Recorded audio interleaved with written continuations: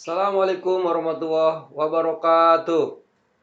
Perkenalkan, saya Hasan Basri dari SMA Negeri 9 Jakarta.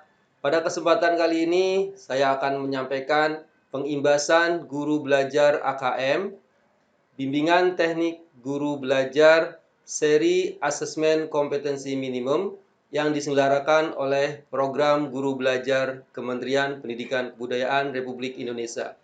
Selamat mengikuti. Pengimbasan guru belajar AKM, bimbingan teknik guru belajar seri asesmen kompetensi minimum. Diselenggarakan oleh Program Guru Belajar Kementerian Pendidikan Kebudayaan Republik Indonesia. Pada program ini, kita akan belajar mengenai 1. Konsep asesmen nasional untuk peningkatan kualitas pembelajaran. 2. Teknis pelaksanaan asesmen nasional. Yang ketiga, butir soal asesmen literasi membaca. Yang keempat, butir soal asesmen numerasi. Yang kelima, tindak lanjut laporan hasil asesmen kompetensi minimum. Program ini bertujuan untuk menjawab berbagai persoalan guru dalam menghadapi asesmen kompetensi minimum. Di antaranya, yang pertama, berkembangnya miskonsepsi tentang asesmen nasional. Yang kedua, adanya malpraktik pembelajaran dalam melakukan persiapan menghadapi asesmen nasional. Yang ketiga, guru belum mengetahui cara membaca hasil asesmen nasional. Yang keempat, guru belum memahami bagaimana menindaklanjuti hasil asesmen nasional. Asesmen nasional dirancang untuk memantau dan mengevaluasi sistem pendidikan dasar dan menengah. Sedangkan prestasi siswa dievaluasi oleh pendidik dan satuan pendidikan. Landasan hukumnya adalah pada Undang-Undang Sisdiknas. Ada di pasal 57 ayat 1 dan pasal 59 ayat 1. Kita lihat elemen kebijakan asesmen nasional. Kemudian di sebelah kanannya hasil dan atau dampak yang diharapkan. Bisa diperhatikan di tabel berikut ini. Mari kita perhatikan di tabel berikut ini bahwasanya asesmen nasional hanya diikuti sebagian atau sampel siswa yang dipilih secara acak dari kelas 5, 8, dan 11 di setiap sekolah atau madrasah.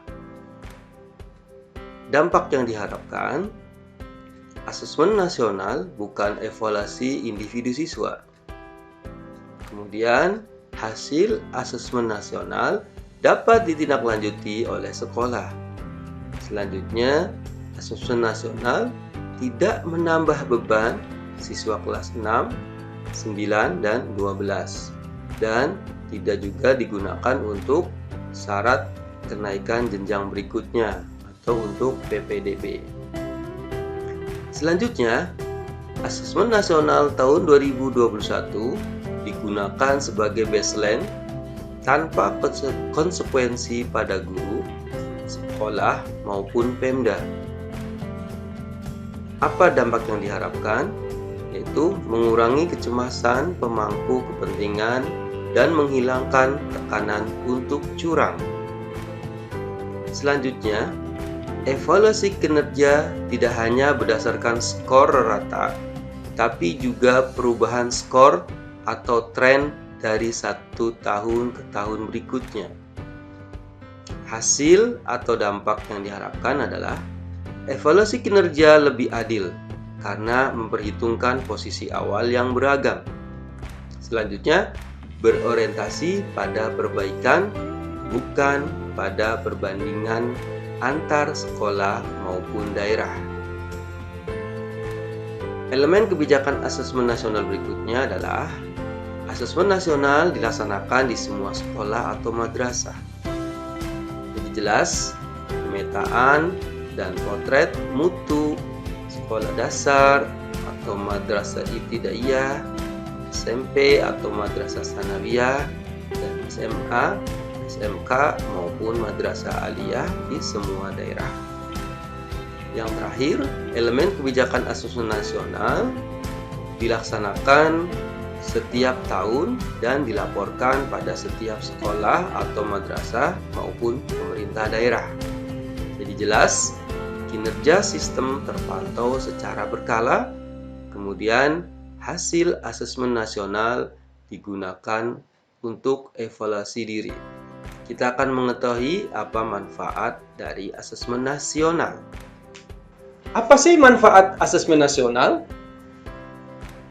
Manfaatnya antara lain adalah untuk memotret kualitas input, proses dan hasil belajar yang mencerminkan kinerja sekolah sebagai umpan balik berkala bagi manajemen sekolah, Dinas Pendidikan, Kementerian Agama, dan Kementerian Pendidikan dan Kebudayaan.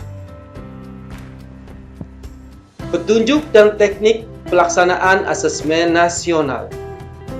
Asesmen nasional tahun 2021 diselenggarakan berjenjang secara bertahap dan hasilnya dilaporkan sebagai input untuk evaluasi diri dan perencanaan satuan pendidikan dan pemerintah daerah. Jadi nanti daerah perlu mapping kesiapan pelaksanaan asesmen nasional serta perlu mengupayakan ketersediaan infrastruktur yang dibutuhkan. Kita lihat pelaksanaan berjenjang secara bertahap, kemungkinan satuan pendidikan untuk berbagi sumber daya, sekolah atau madrasah yang infrastruktur TIK-nya belum memadai dapat mengikuti asesmen nasional di satuan pendidikan di tempat lain, termasuk di jenjang yang berbeda. Nanti moda pelaksanaannya adalah pertama berbasis komputer, daring atau semi daring. Kemudian yang kedua, berbagi sarana prasarana, resource sharing dalam pelaksanaan asesmen nasional. Murid mengerjakan pada sesi dengan jadwal yang ditentukan dan dengan diawasi. Guru dan kepala satuan pendidikan mengerjakan survei secara mandiri dengan periode waktu yang cukup panjang. Kita lihat bahwasanya asesmen nasional terdiri nanti ada asesmen kompetensi minimum atau AKM, kemudian ada survei karakter, dan dilanjutkan survei lingkungan belajar. Di mana di asesmen kompetensi minimum ada asesmen literasi membaca, di dalamnya memahami, menggunakan, dan mengevaluasi. Selanjutnya ada asesmen numerasi, yaitu memahami, mengaplikasi, dan bernalar. Tadi sudah disampaikan bahwasanya nanti berbasis komputer dan bersifat adaptif. Pertanyaan yang disajikan bergantung pada kemampuan siswa. Selanjutnya, peserta AKM adalah seluruh satuan pendidikan. Tetapi tidak semua murid. Karena nanti pemilihannya berdasarkan sampel secara acak. Kita lihat untuk tingkat SD, sekolah dasar, MI, dan SDLB dan sederajat itu adalah kelas 5. Nanti sampelnya maksimal 30 siswa. SMP, MTS, SMLB atau yang sederajat itu kelas 8. Sampelnya maksimal 45 siswa. Kemudian SMA, Madrasah Aliyah, SMK juga yang sederajat itu kelas 11 maksimal 45 siswa. Jadi siswa berbasis sampel yang ditentukan secara acak oleh Kemendikbud. Terus nanti ada tambahan 5 siswa sebagai cadangan.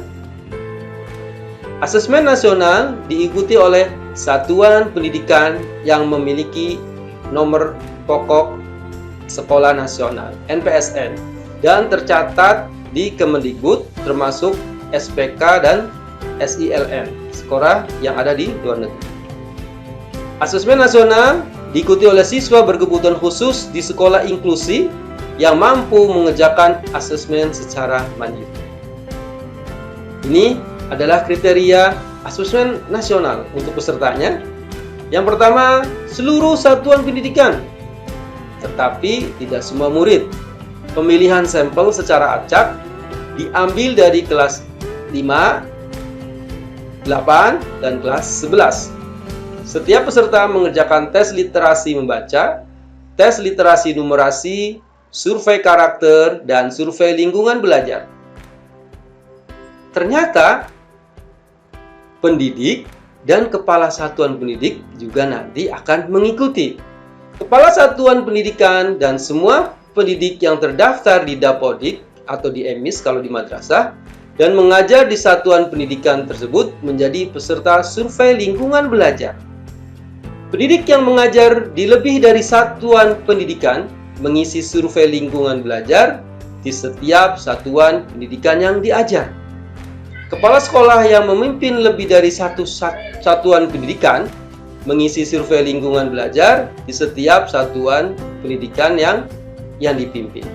Jadi kalau nanti ada guru A mengajar di sekolah 1 dan juga mengajar di sekolah 2, maka guru A akan mengerjakan survei lingkungan belajar untuk sekolah 1 dan sekolah 2. Kita lihat jadwal pelaksanaan. Untuk jenjang SD Madrasah Ibtidaiyah, itu hari pertama ada tes literasi 75 menit, survei karakternya 20 menit.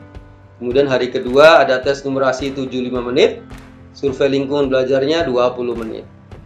Untuk SMP, itu tes literasi 90 menit, tes numerasinya 90 menit.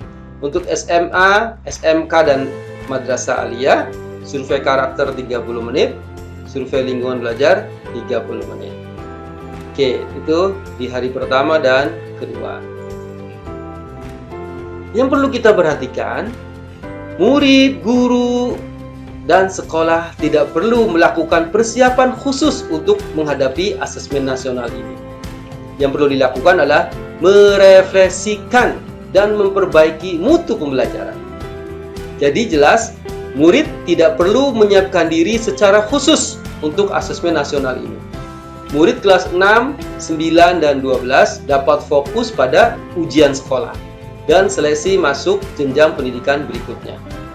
Untuk guru, meningkatkan kemampuan melakukan asesmen serta melakukan pembelajaran yang menumbuhkan daya nalar dan karakter secara lebih utuh. Untuk sekolah, memfasilitasi guru untuk melakukan refleksi dan perbaikan pembelajaran, serta memanfaatkan hasil asesmen nasional untuk evaluasi dan perencanaan program. Kemudian untuk orang tua tidak perlu mencari bimbingan belajar atau buku-buku latihan asesmen nasional. Lebih baik dorong anak untuk membaca secara luas dan mengembangkan minatnya secara mendalam. Kita akan lihat butir soal asesmen nasional. Seperti diketahui bahwasanya di asesmen nasional ini ada asesmen kompetensi minimal atau KM. Di dalamnya ada asesmen literasi membaca yang ada 4. Di dalamnya memahami, menggunakan, mengevaluasi, dan merefleksi. Kemudian ada asesmen numerasi, memahami, mengaplikasi, dan bernalar. Kita akan kupas lebih detail.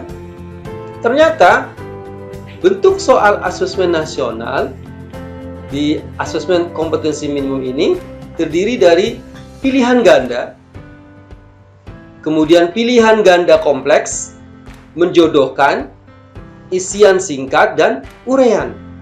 Di mana pilihan ganda ini siswa hanya dapat memilih satu jawaban benar dalam satu soal. Pilihan ganda kompleks, siswa dapat memilih lebih dari satu jawaban benar dalam satu soal.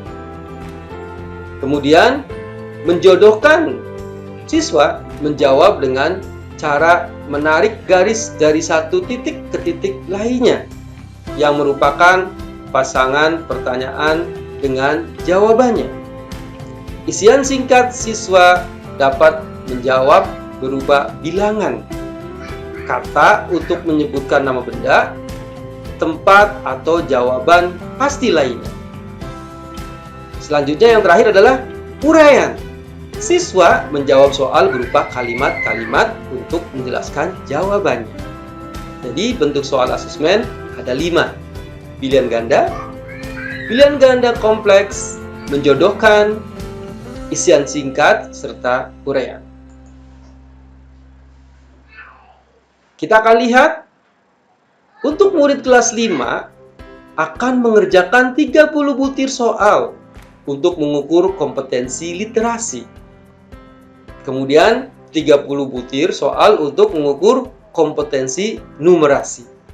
Sedangkan siswa kelas 8 dan kelas 11 akan mengerjakan 36 butir soal untuk mengukur kompetensi literasi membaca. Dan 36 butir soal untuk mengukur kompetensi numerasi. Kita lihat masing-masing di komponen AKM literasi membaca ini ada kontensnya, ada proses kognitif, dan ada konteks.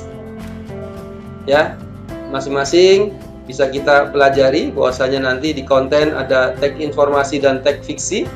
Kemudian di proses kognitif menemukan informasi, interpretasi dan integrasi, kemudian evaluasi dan refleksi.